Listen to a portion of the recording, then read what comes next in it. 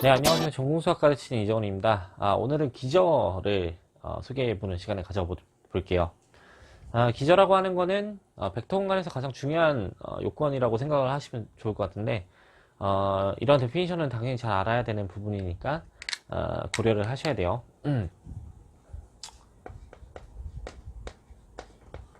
자, 그러면 정의를 먼저 내려보도록 할게요. 자, 배라는 집합을 어떻게 놓을 거냐면 V1부터 Vn까지 이렇게 써보죠. 이거는 배예요. B 아니고 배예요. VI부터 VN까지를 이렇게 놓고 얘가 기저가 된다. 근데 어떤 거의 기저라고 해야 되냐면 어떤 벡터 공간에 대한 기저잖아요. 그러니까 of V 어떤 벡터 공간이 있으면 그거에 대한 기저를 정의하고 싶은 거예요. 그러니까 데피니션을 써보면 우리가 이제 두 가지 요건을 미리 준비를 다 해놨죠. 준비물처럼. 그래서 하나는 스팬에서 만드는 거, 생성집합이 되는 거. 그 다음에 최소성을 유지하면서 만들기 위해서 1차 독립성, 이 두 가지를 가져가게 되면 되는데 표현해보자면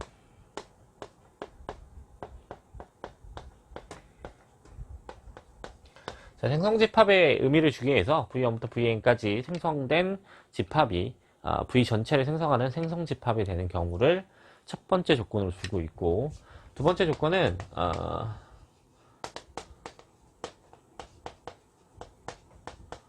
1차 독립이라는 조건을 갖고 있어요.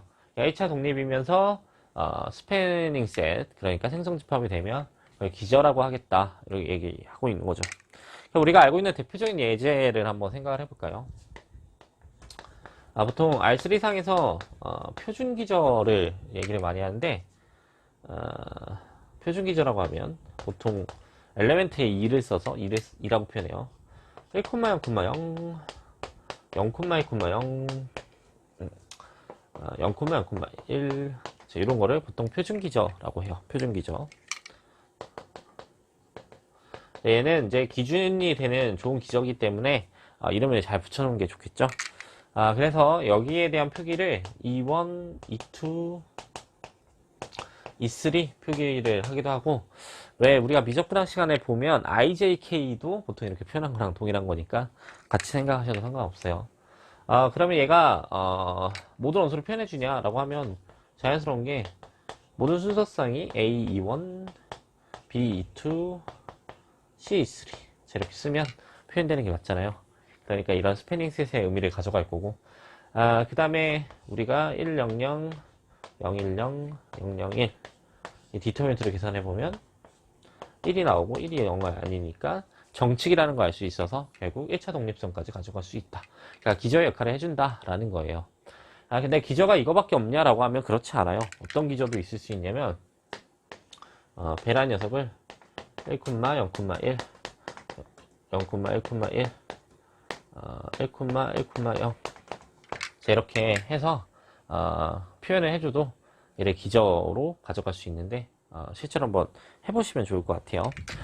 근데 여기서 이제 조심해야 되는 건 뭐냐면 이건 집합으로 표현을 했죠. 집합으로 표현하니까 마치 순서가 없는 것처럼 보일 수 있어요. 그래서 보통 다 기반을 어떻게 깔고 있냐면 순서 기저라는 걸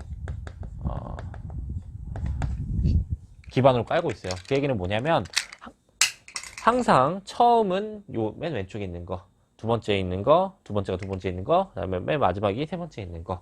이 순서를 주고 있는 거예요. 그러니까 원래 집합이라고 하는 건 순서가 없는데 순서가 없으면 이 좌표의 개념이 이상해질 수 있기 때문에 항상 왼쪽이 처음, 그다음에 중간이 두 번째, 그다음에 맨 오른쪽이 세 번째 이렇게 주는 상황이다. 이렇게 생각하시면 좋을 것 같고 이런 얘기가 없다 하더라도 항상 이렇게 생각을 해야 되는 거니까 그냥 집합으로 봐서 내 맘대로 막 순서로 바꾸면 좌표가 막 바뀔 수 있어서 좀 문제가 생길 수 있는데 그럼 좌표 개념이 뭐냐라고 하면 요런 거 이제 좌표라고 해요. 그러니까 요 표현은 이에 대한 표현으로서 이렇게 쓴 거예요. 그러니까 이에 대한 벡터이고 이에 대한 표현을 갖는 벡터인 거고 그 다음에 그때 그 좌표가 A, B, C가 되는 건데 만약에 기저가 달라진다고 하면 사실 똑같은 좌표를 가져갈 수가 없겠죠. 그러니까 여기다가 a, b, c를 놓는다고 해서 이 같은 값을 같은 벡터를 가져가는 건 아니니까 이게 이제 배 기저에서 표현을 하면 또 다른 기저 형태가 다른 좌표 형태가 나올 테니까 이런 의미에서 좌표의 개념을 우리가 알고 있는 그 개념을 좀 더 일반화시켜야 되는 상황이고 그 다음에 순서가 그러면 뒤바뀌면 b, a, c 이렇게 될 수도 있으니까 순서도 딱 맞춰줘야 된다 라는 거예요. 그 다음에 우리가 자꾸 이렇게 보니까 그럼 R3 공간밖에 없는 건가 싶은 생각도 드는데 그렇지가 않을 수도 있어요. 예를 들어 P2X 라는 집합을 한번 고려해 볼 건데 어떻게 놓을 거냐면 A, BX, CX제곱 ABC는 실수. 자 이렇게 놓으면 얘도 거의 R3처럼 보이죠. 그럼 여기에 해당하는 표준 기저 형태는 어느 정도로 볼 수 있을 것 같냐면 1, X, X제곱 이렇게 보면 거의 표준 기저처럼 보이는 거죠. 왜냐면 1 더하기 0X 더하기 0X제곱이 될 거고 얘는 0, 1 더하기 1X 더하기 0X제곱이 될 거고 그 다음에 0, 1 더하기 0X 더하기 1X제곱이 되는 거니까 결국 1, 0, 0과 0,1,0과 0,0,1 형태가 되는 게 보이죠. 그러니까 결국 사실 그 R3랑 거의 같게 봐요. 그러다 보니까 결국 수학에서는 이 기저의 개념을 좀 더 확장을 시켜서 차원이라는 개념을 만들고 차원이 같은 공간은 같은 공간으로 보겠다라는 생각을 갖게 돼요. 그럼 차원이 뭔가 한번 소개를 해볼게요.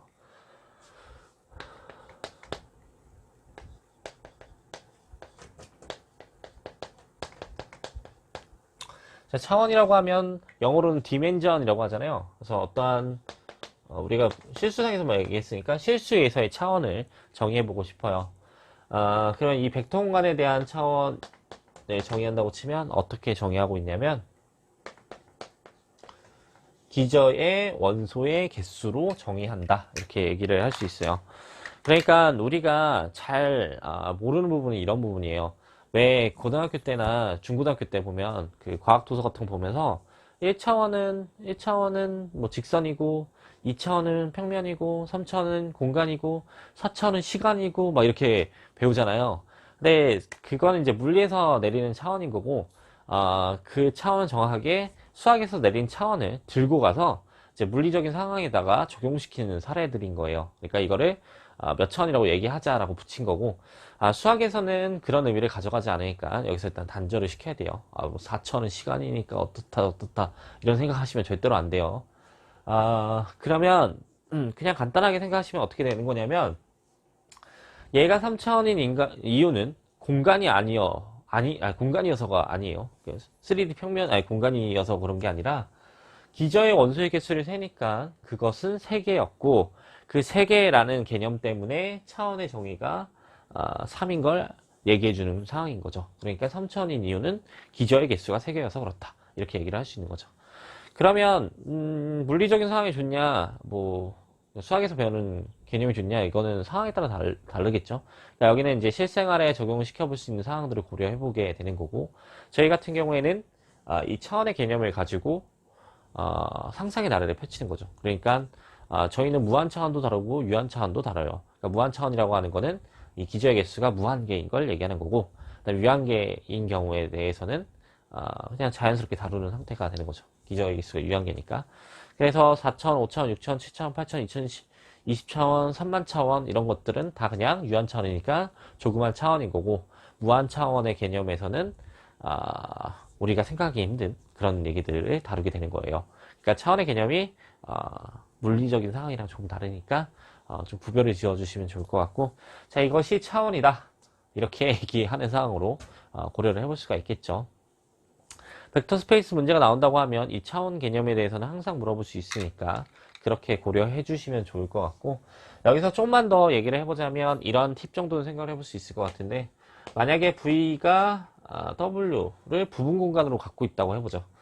그러니까 얘는 부분 공간이고 V는 원래 공간이에요. 그러면 기저의 개수를 따져보면 얘를 생성하고 있는 것과 얘를 생성하고 있는 개수가 W의 개수가 작을 확률이 크죠. 아까만 생각해봐도, 앞에 얘기만 생각해봐도, R3의 부분 공간 R2를 고려해보면, R2에 대한 기저는 2개밖에 없고, 그 다음에 R3에 대한 기저는 3개니까, 기저의 개수 입장에서 보면, 부분 공간에서의 기저의 개수가 줄어들 수밖에 없어요. 그래서 어떤 얘기를 자연스럽게 생각해 볼 수 있냐면, W상에서의 기저와 V상에서의 기저를 비교해 보면 얘가 작거나 같다는 걸 보장해 줄 수 있다. 자, 여기서는 부분 공간의 의미로 쓴 거고, 이거는 부등호의 의미로 쓴 거니까 두 개를 같이 보시면 안 돼요.